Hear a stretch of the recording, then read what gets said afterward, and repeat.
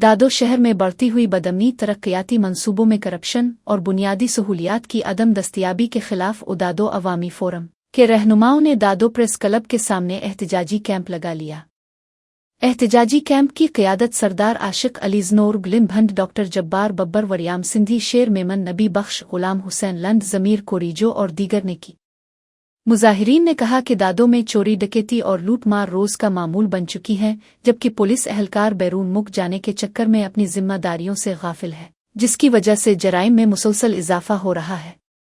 रहनुमाओं का कहना था कि शहर में तरक्याती स्कीमें करप्शन की नज़र हो चुकी हैं, सड़कें और रास्ते अधूरे छोड़ दिए गए हैं, जो अवाम के लिए मुश्किलात और तकलीफ का बाइस बने हुए हैं।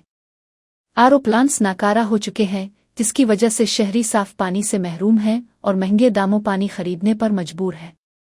मुजाहिरीन का कहना था कि सरकारी अस्पतालों के फंड्स भी करप्शन की नज़र हो चुके हैं, जिसके बाइस अस्पताल सिर्फ रेफर सेंटर्स बनकर रह गए हैं, जहां सिर्फ मरीजों को दूसरे शहरों में भेजने का काम हो रहा है। रहनुमाओं ने मजीद कहा कि करप्ट अफसरान के खिलाफ मुंतखब नुमाइंदों की खामोशी इंतहाई अफसोसनाक है, जिसके नतीजे में अवाम बुनियादी सहूलियात से महरूम हो गए हैं।